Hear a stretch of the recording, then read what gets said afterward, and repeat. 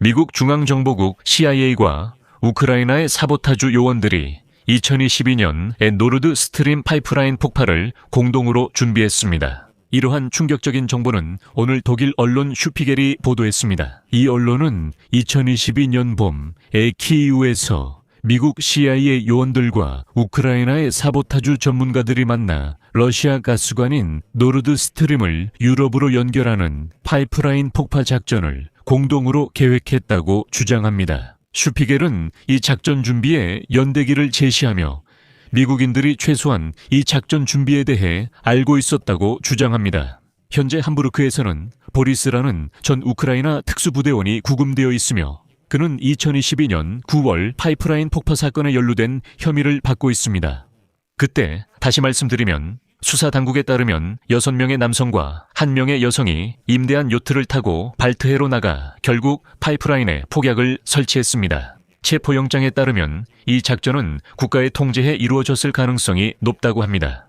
하지만 여기서는 우크라이나가 암시되고 있습니다. 이 매체는 과거 사건을 언급합니다. 이번 방송에서는 제 개인적인 결론을 내리지 않고 오늘 슈피겔이 보도한 사실들과 이전에 나왔던 정보를 추가로 전해드리겠습니다. 제 이름은 알렉세이 패치입니다. 함께 이 주제 이야기해봐요. 하지만 본 방송을 시작하기 전에 이 채널을 구독해주시고 좋아요를 눌러주시며 이 영상 아래에 댓글도 남겨주시길 부탁드립니다. 그리고 제 텔레그램 채널 패치 뉴스도 구독해주세요. 채널 링크는 이 영상 설명란에 있습니다. 그곳에서는 최신 소식을 실시간으로 전해드리고 있습니다. 자, 독일 매체 데어 슈피겔은 노르트 스트림 가스관 폭파 작전을 우크라이나인들과 미국 중앙정보국 CIA 전문가들이 준비했다고 주장하고 있습니다.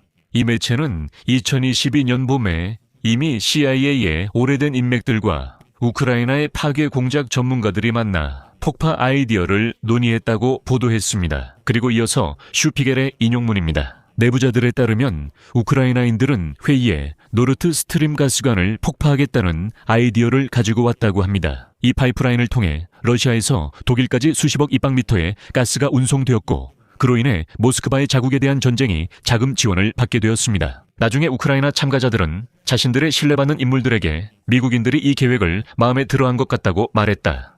이후 CIA 대표들과 발트해 해저, 가스관 공격 조직자들 간의 추가 회의가 이어진 것으로 추정됩니다. 슈피겔 기자들은 우크라이나에서 몇몇 사람들과 대화하며 만남의 세부 내용을 제공했습니다. 그들에 따르면 미국인들은 이전에 알려진 것보다 훨씬 일찍 공격 계획에 대해 알고 있었습니다. 내부자들에 따르면 2024년 봄에 미국 요원들은 최소한 공감하는 청취자 역할로 노르트 스트림 공격 주최자들 앞에 나타났습니다. 그들은 파괴 공작의 기술적 세부 사항에 대한 정보를 주고받았습니다. 그리고 이 시점에서 저는 바로 언급해야 합니다. CIA 대변인은 오늘 이 정보가 완전히 거짓이라고 밝혔고 미국 정보기관은 이 작전과 전혀 관련이 없다고 덧붙였습니다. 하지만 미국 정보기관의 부인에도 불구하고 슈피겔은 자신의 취재를 계속하기로 결정했습니다. 현재 전 우크라이나 특수부대원. 이번 방송에서는 그를 세르게이 K라고 부르겠습니다. 그는 함부르크에서 구금되어 있으며 가스관 폭파에 연루된 혐의를 받고 있습니다. 2022년 9월 몇몇 남성과 여성들이 안드로메다라는 이름의 임대 요트를 타고 보르놀름 섬 근처 발트해를 항해하고 있었습니다. 잠수부들은 해저의 가스관에 군사용 폭약을 설치했습니다. 세르게이 K 사건에 대한 연방법원의 판결에 따르면 1월 중순에 공개된 판결문에 따르면 이 작전은 국가에 의해 조직된 것으로 보이며 문서에서는 이 작전이 단순한 개인들의 집단이 아니라 국가 지도부에 의해 조정된 것임을 인정하고 있습니다.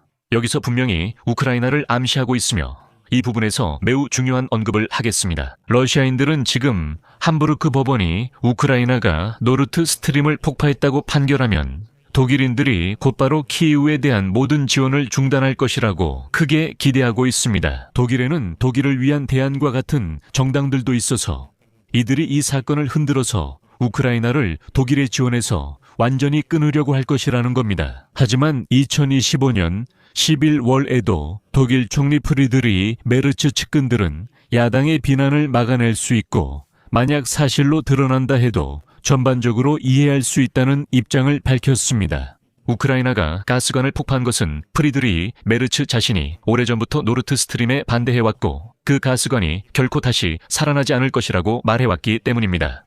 하지만 두 번째로 독일 정부는 전쟁 상황에서 우크라이나가 이런 파괴 행위를 할 완전한 권리가 있었다는 쪽으로 기울고 있습니다. 더 나아가 작년 가을에 월스트리트 저널이 조사를 실시했고 그 결과 당시 사회는 이미 폭발 사건의 배후에 우크라이나가 있다는 버전을 주로 받아들였다는 결론에 도달했습니다. 그러므로 이것이 독일의 우크라이나 지원에 치명적으로 영향을 미칠 것이라고 생각할 필요는 없습니다. 이제 다시 데어 슈피겔 기사로 돌아가 보겠습니다.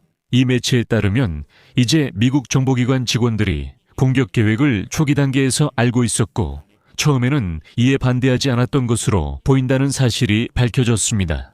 조사에 따르면 그들은 나중에야 우크라이나 측의 허가에 따라 입장을 바꿨습니다.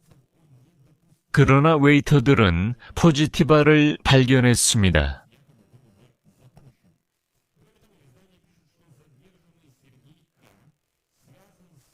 라리사 로나르도는 겁을 먹고 지각하거나 방해 행위가 있을까봐 두려워했으며 이전에는 우크라이나 보안국에서 일한 적이 있습니다.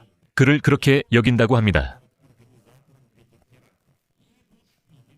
제네럴 언노우는 CIA의 참여로 창설된 엘리트 부대에 있었습니다. 2014년 존엄혁명 이후 이른바 우크라이나 보안국 제5국은 씻지 않은 러시아인들을 상대로 한 인상적인 작전들로 명성을 얻었습니다.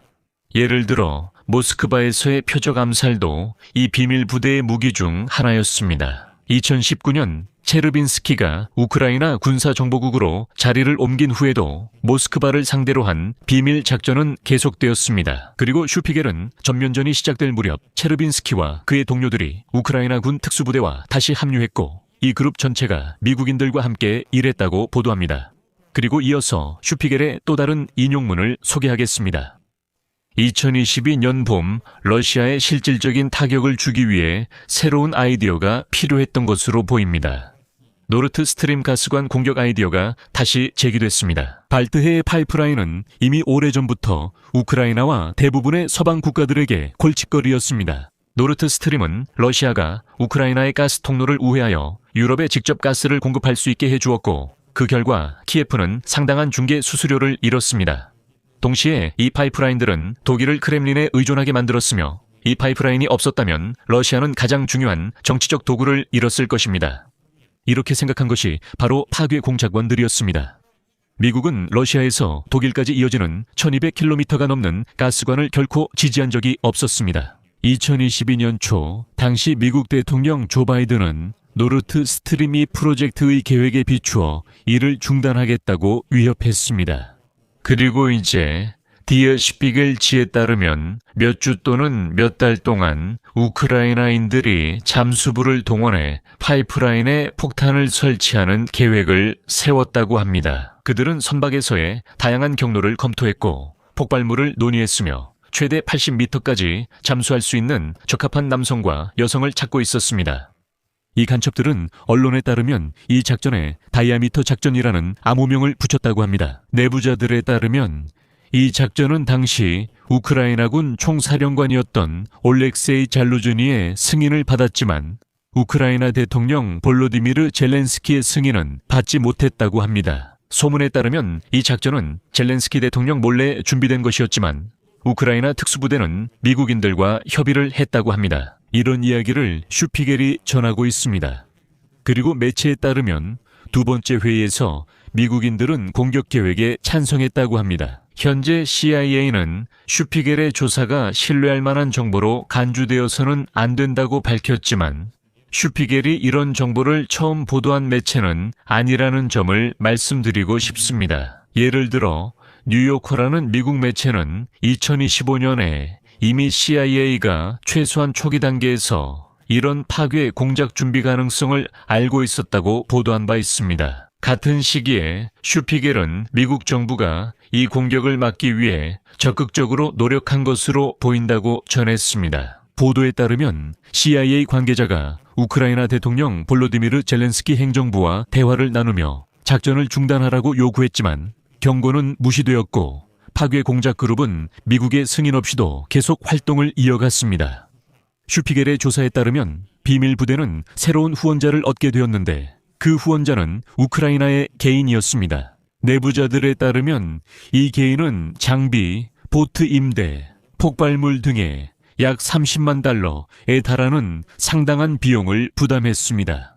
그리고 수사에 따르면 2022년 9월 7일 독일에서 요트가 발트해의 바르네뮌대에서 출항했으며 수사관들의 자료에 따르면 선상에는 남성 6명과 여성 1명이 타고 있었습니다. 독일 수사관들은 현재 수사를 받고 있는 세르게이 케이코만도스가 조타를 맡았다고 보고 있습니다.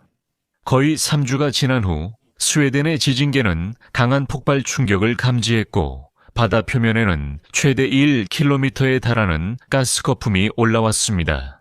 4개의 노르트 스트림 파이프라인 중 3개가 결국 파괴되었습니다. 여기서 말을 잠시 멈추겠습니다. 여러분의 의견과 생각을 이 영상 아래 댓글로 남겨주시고 채널 구독과 좋아요도 잊지 마세요. 이 영상이 여러분께 흥미롭고 유익했다면 꼭 눌러주시기 바랍니다. 여러분은 이 영상 설명에 있는 링크와 계좌 정보를 통해 후원이나 유료 구독으로 저희 유튜브 채널의 활동을 금전적으로 지원하실 수 있습니다. 다양한 플랫폼 중 편리한 것을 선택하시면 됩니다. 여러분의 지원에 감사드리며 오늘은 여기까지입니다. 건강 조심하시고 안녕히 계세요.